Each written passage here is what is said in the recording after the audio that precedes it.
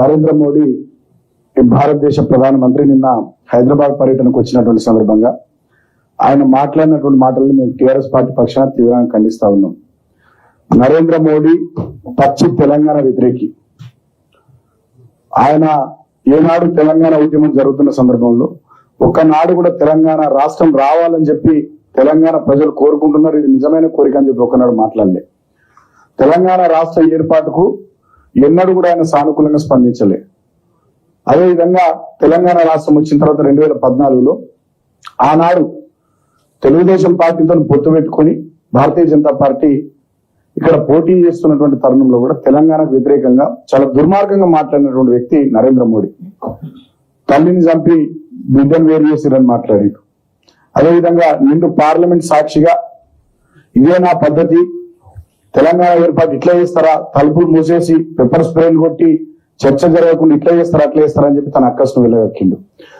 నరేంద్ర మోడీ అణువణువున తన తనువు మొత్తం తెలంగాణ వ్యతిరేక భావజాలాన్ని, తెలంగాణ వ్యతిరేక భావాన్ని నింపుకున్నటువంటి వ్యక్తి.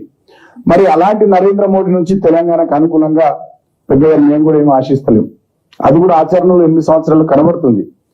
ఇవాళ నరేంద్ర మోడీ అధ్యక్షతనే నీతి ఆయోగ్ ఉంటుంది, ప్రధానమంత్రి అధ్యక్షతన. ఆ నీతి ఆయోగ్ సిఫార్సు చేసింది 24,000 కోట్లు, దాంట్లో 19,000 కోట్లు మిషన్ భగీరథకు, 5,000 కోట్లు మిషన్ కాకతీయకి ఇవ్వాలని. కానీ నరేంద్ర మోడీ గారు ఇప్పటిదాకా ఇవ్వలేరు. అదేవిధంగా కాళేశ్వరం ప్రాజెక్టుకు జాతీయ హోదా ఇవ్వాలని నేను ఎంపీ ఉన్నప్పటి నుంచి కొట్లాడుతున్నాం, ఇప్పటికీ ఇవ్వలేరు. విభజన చట్టం ప్రకారం తెలంగాణలో బయ్యారం స్టీల్ ఫ్యాక్టరీ పెట్టాలి, కాజుపేటలో రైల్వే కోచ్ ఫ్యాక్టరీ పెట్టాలి, ఒక గిరిజన యూనివర్సిటీ పెట్టాలి, నవోదయ విద్యాలయాలు కేంద్ర ప్రభుత్వ చట్టం ప్రకారం జిల్లాకు జవహర్ నవోదయ విద్యాలయం ఇవ్వాలి. ఇవన్నీ కూడా ఉన్నాయి. అయినప్పటికీ కూడా ఆయన ఏం చేస్తలేరు. చేయకపోగా గతంలో యూపీఏ ప్రభుత్వం ఇచ్చినటువంటి ఇన్ఫర్మేషన్ టెక్నాలజీ ఇన్వెస్ట్మెంట్ రీజియన్ ను రద్దు చేసి పారేసింది. తెలంగాణ పురుడు పోసుకున్న కొత్తలోనే lower Sileru hydel power project తో సహా 7 మండలాల్ని ఖమ్మం నుంచి ఆంధ్రకు బదలాయించినటువంటి దుర్మార్గుడు నరేంద్ర మోడీ.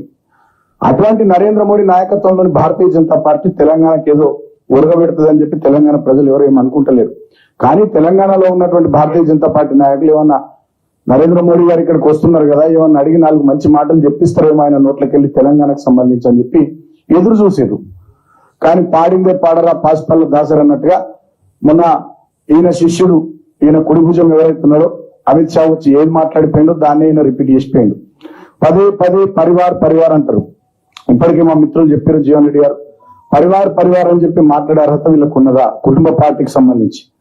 ఇవాళ గతంలో వివిధ స్థాయిల్లో కేంద్రంలో మంత్రులుగా, రాష్ట్రంలో మంత్రులుగా, ముఖ్యమంత్రులుగా పనిచేసినటువంటి వ్యక్తుల పిల్లల వల్ల కేంద్ర ప్రభుత్వంలో చాలా మంది ఉన్నారు. ప్రేమ్ కుమార్ ధుమాల్ హిమాచల్ ప్రదేశ్ ముఖ్యమంత్రి, వాళ్ళ కొడుకు వల్ల కేంద్ర క్రీడల శాఖ మంత్రి అనురాగ్ ఠాకూర్. గతంలో మాధవరావు సింధియా కేంద్రంలో మంత్రి, ఆయన కొడుకు జ్యోతిరాదిత్య సింధియా ఇవాళ మంత్రి. అదేవిధంగా మేనకా గాంధీ గారి మంత్రి, వారి కొడుకు వరుణ్ గాంధీ ఎంపీ. అదేవిధంగా ధర్మేంద్ర ప్రధాన్ గారు వారు వారసుడే. జయంత్ సింహ గారు గతంలో యశ్వంత్ సిన్హా ఆర్థిక మంత్రి గారి కొడుకు జయంత్ సింహ గారు వారు వారసుడే. కిరణ్ రిజిజు గారు, దేవేంద్ర ఫడ్నవీస్ గారు, పంకజ్ సింగ్ గారు, రీటా బహుగుణ జోషి, దుష్యంత్ సింగ్ గారు, ఇట్లా చెప్పుకుంటూ పోతే చాలా మంది, పంకజ్ ముండే గారు ఉన్నారు, పూనం మహాజన్ గారు ఉన్నారు.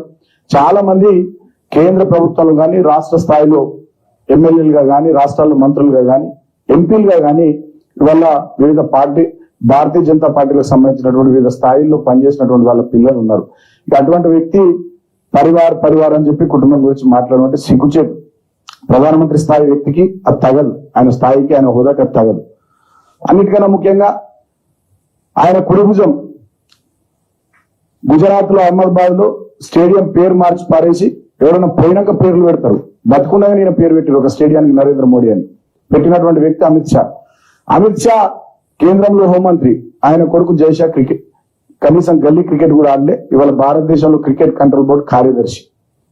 ఇక వీళ్ళు వారసత్వ రాజకీయాల గురించి, కుటుంబాల గురించి వీళ్ళు మాట్లాడతారు. ఇవాళ తెలంగాణలో టిఆర్ఎస్ పార్టీ, మా కేసీఆర్ గారి కుటుంబ సభ్యులు, మా వాళ్ళంతా తెలంగాణ ఉద్యమాలు పనిచేశారు. కవిత గారు కానీ, హరీష్ గారు కానీ, కేటీఆర్ గారు కానీ తెలంగాణ ఉద్యమాలు పనిచేశారు. ఇది త్యాగాల కుటుంబం, మీలాగా బీజేపీ భోగాల కుటుంబం కాదు టిఆర్ఎస్, త్యాగాల కుటుంబం. తెలంగాణ ఉద్యమాలు పనిచేసినటువంటి వ్యక్తులు వీళ్ళు. తెలంగాణ ప్రజల ఆశీర్వాదంతో కవిత గారు నిజామాబాద్ నుండి ఎంపీ గెలిచినారు ఆనాడు. హరీష్ గారు అయితే 6-7 సార్లు సిద్దిపేట నుంచి బ్రహ్మాండమైనటువంటి మెజార్టీ ఎమ్మెల్యే గెలిచినారు. కేటీఆర్ గారు కూడా సిరిసిల్ల నుంచి ఎమ్మెల్యే గెలిచినారు.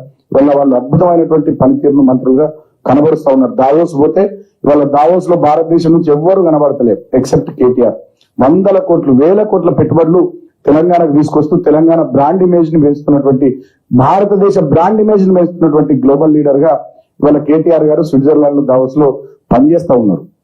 అది మా పనితీరు. ఇక గడ్వంటోలను పట్టుకుని కుటుంబం అని చెప్పి మాట్లాడడం విడ్డూరం. అదేవిధంగా ఇంకో మాట మాట్లాడతారు ఆయన, తెలంగాణ యువత అంతా మాతో ఉంటారు అని చెప్పి. ఏం చేద్దాం అనుకుంటున్నారు తెలంగాణ యువతను? ఏం చేశారు మీరు తెలంగాణ యువతకు? సంవత్సరానికి 2 కోట్ల ఉద్యోగాలు ఇస్తా అన్నారు. 7 ఏళ్ళు అయిపోయింది, 8 ఏళ్ల పాలన దగ్గరకు వస్తున్నది. 14 కోట్ల ఉద్యోగాల్లో తెలంగాణ యువతకు ఎన్ని కోట్ల ఉద్యోగాలు ఇచ్చారు? ఎన్ని లక్షల ఉద్యోగాలు ఇచ్చారు? కేంద్ర ప్రభుత్వం సమాధానం చెప్పాలి.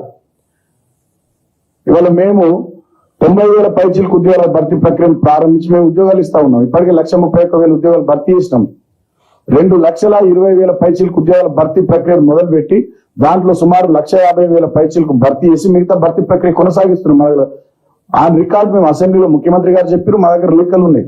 మీకు దమ్ముంటే మీకు చేతనైతే మీరు ఎన్నికల్లో చెప్పినట్టుగా 7 సంవత్సరాల్లో 14 కోట్ల ఉద్యోగాలు ఏ రాష్ట్రంలో ఎన్ని ఇచ్చిరో చెప్పాలి. దాంట్లో భాగంగా తెలంగాణ యువతకు ఎన్ని దక్కినాయో చెప్పాలి. ఇవాళ కేంద్ర ప్రభుత్వంలో వివిధ శాఖల్లో 15 లక్షల పైచీలకు ఉద్యోగాలు ఖాళీ ఉన్నాయి. ఎస్సీ ఎస్టీ బ్యాక్లాగ్ ఉద్యోగాలు ఖాళీ ఉన్నాయి. అవి నింపలేని దద్దమ్మ నువ్వు నరేంద్ర మోడీ, నువ్వు తెలంగాణకు వచ్చి తెలంగాణ యువతకి ఏదో ఉరగబెడతా అని చెప్పి మాట్లాడతావా? వాళ్ళ తెలంగాణ యువత ఉసురు పోసుకుంటున్నది నువ్వు కదా. బయ్యారంలో నువ్వు స్టీల్ ఫ్యాక్టరీ పెడితే మా ఖమ్మం జిల్లా వాళ్ళకి, వరంగల్ జిల్లా వాళ్ళకి అక్కడ ఉద్యోగాలు రావా? కొద్దిమందికి. కాజీపేటలో రైల్వే కోచ్ ఫ్యాక్టరీ పెడితే మా వరంగల్ జిల్లా పిల్లలకు అక్కడ కొద్దిమందికి ఉద్యోగాలు రావా? అదేవిధంగా ఇవాళ ఐటీఐఆర్ నువ్వు రద్దు చేసినావు, దాన్ని పునరుద్ధరిస్తే మా రంగారెడ్డి, నల్లగొండ, మహబూబ్ నగర్, హైదరాబాద్, మెదక్ జిల్లాల పిల్లలకి ఇక్కడ ఐటీఐఆర్ లో ఉద్యోగాలు రావా? ఇవాళ తెలంగాణ యువతను అన్ని రకాల ఇబ్బంది పెడుతూ అరిగోస పెడుతున్నటువంటి మీరు తెలంగాణ యువత గురించి ముసలి కన్నీరు గారుస్తున్నారు. తెలంగాణ యువతను మేము ఉన్నత శిఖరాలకు తీసుకొని పోతామని చెప్తున్నారు. ఎటు తీసుకుపోతావో ఈ ఫోటోలు చూస్తే తెలుస్తుంది. కర్ణాటకలో అక్కడ యువతను కత్తులు పట్టించుడు, మహారాష్ట్రలో అక్కడ యువకులతోని తుపాకులు పట్టించుడు, ఇలా ఆర్ఎస్ఎస్ బీజేపీ శిక్షణ శిబిరాలు ఇవి. తుపాకులు, కత్తులు. ఇక తెలంగాణ యువతను కూడా ఇవే పట్టిద్దామని చూస్తున్నారు. తెలంగాణ యువత చేతుల్లో పుస్తకాలు ఉండాలి. తెలంగాణ యువత బంగారు భవిష్యత్తు దిశగా ఉద్యోగాలు సంపాదించాలనే ఆలోచన మేము చేస్తూ ఉన్నాం. ప్రభుత్వ రంగంలో కొన్ని ఉద్యోగాలు, ప్రైవేట్ రంగంలో టీఎస్ ఐపాస్ ద్వారా ఇంకా కొన్ని ఉద్యోగాలు, కొన్ని పరిశ్రమలు తెచ్చి ఇంకా కొన్ని ఉద్యోగాలు తెలంగాణ బిడ్డలకు ఇప్పించి వీళ్ళ భవిష్యత్తుకు భద్రతగా భరోసాగా మా ప్రభుత్వం బాటలు వేస్తుంటే భారతీయ జనతా పార్టీ ఏమో తెలంగాణ యువతను తుపాకులు పట్టించుడు, కత్తులు పట్టించే దిశగా వాళ్ళు విద్వేషపు విషపు బీజాలు నాటుతున్నారు. ఇక్కడ ఉన్నటువంటి పిచ్చోడు వాడు ఊకంటాడు, ఇది తాగుతా అది తాగుతా. సన్నాసి తగురు తర్వాత ఉద్యోగాలు ఇప్పి, తగురు తర్వాత తాగుతూ ఫస్ట్ ఉద్యోగాలు ఇప్పి తెలంగాణ యువతకు. అది మాట్లాడరు. తర్వాత నిన్న ప్రధానమంత్రి గారు మాట్లాడతారు, కరోనా సమయంలో భారత శక్తి సామర్థ్యాలు ప్రపంచం చూసింది. మీ ఉత్తరప్రదేశ్ లో భారతీయ జనతా పార్టీలో గంగా నదిలో తేలియాడినటువంటి శవాలను ప్రపంచం అంతా చూసింది. గంగా నదిలో తేలియాడినటువంటి శవాలను ప్రపంచం అంతా చూసింది. మీ అసమర్థ పరిపాలన, మీ చేతగాని దద్దమ్మ పరిపాలన వల్ల కరోనా సందర్భంలో గంగా నదిలో నమామి గంగే అని ప్రాజెక్టు పేరు పెట్టి గంగాను శుద్ధి చేస్తామన్నావు. శుద్ధి చేయలే, శవాలు తేలేటట్టు చేసినావు. అటువంటివి నువ్వు ఇవాళ తెలంగాణకు వచ్చి ఏదో ఇరగదీస్తాం, పొడుస్తామని చెప్పి మాట్లాడితే తెలంగాణ ప్రజలు నమ్మరు. కరోనా సమయంలో ఏం చేస్తారు మీరు? లాక్డౌన్ పెట్టి 100,000 కిలోమీటర్ల మేర వలస కూలీలను నడిపించినటువంటి నీచపు చరిత్ర ఇది. కనీసం వాళ్ళకి ట్రైన్లు పెట్టలే, బస్సులు పెట్టలే, బువ్వ పెట్టలే.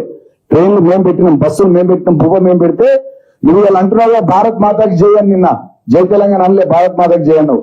కానీ ఆ వలస కూలీలు మేము బువ్వ పెట్టి, బస్సులు పెట్టి, ట్రైన్లు పెట్టి పంపిస్తే వాళ్ళు జై తెలంగాణ అనుకుంటూ పోయినారు. అది మా టిఆర్ఎస్ పరిపాలన. ప్రజల్ని మేము అట్లా చూస్తాం, ఇతర రాష్ట్రాల వాళ్ళని కూడా అట్లా చూస్తాం. వాళ్ళు జై తెలంగాణ నినదించుకుంటూ పోయినారు. కరోనా సమయంలో వ్యాక్సిన్ల కోసం మొత్తం క్యూ లైన్లు, ఆక్సిజన్ కోసం మొత్తం క్యూ లైన్లు ప్రపంచం చూసింది. ఇంకా సిగ్గు లేకుండా వ్యాక్సిన్ సర్టిఫికేట్ మీద నీ ఫోటో పెట్టుకుంటున్నావు. మరి వ్యాక్సిన్ సర్టిఫికేట్ మీద నీ ఫోటో పెట్టుకున్నవి ఈ చనిపోయినటువంటి ఈ వీళ్ళ డెత్ సర్టిఫికేట్ల మీద కూడా నీ ఫోటో పెట్టుకోవాలి నరేంద్ర మోడీ. ఏ వ్యాక్సిన్ల సర్టిఫికేట్ల మీద నీ ఫోటో పెట్టుకుంటున్నావో వీళ్ళందరి చావులకు కరోనా సమయంలో కారణమైనటువంటి నువ్వు, నీ అసమర్థ పాలన, నీ చేతగాని పాలన, ప్రపంచం అంతా కరోనా విషయంలో అప్రమత్తం అవుతుంటే ట్రంప్ను తీసుకొచ్చి నమస్తే ట్రంప్ అని గుజరాత్ లో ప్రోగ్రాం పెట్టి డ్రామాలు పెట్టిన డ్రామాబాజీ అని నువ్వు.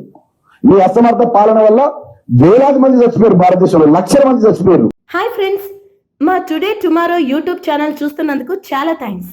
మరిన్ని లేటెస్ట్ వీడియోస్ కోసం వెంటనే సబ్స్క్రైబ్ చేయండి. అలాగే ఈ బెల్ ని కూడా రింగ్ చేసేయండి. మా నోటిఫికేషన్స్ అన్ని మీ మొబైల్లో వస్తాయి. అలాగే మా వీడియోస్ మీకు నచ్చితే లైక్ చేయండి, షేర్ చేయండి, నచ్చకపోతే కామెంట్ చేయండి.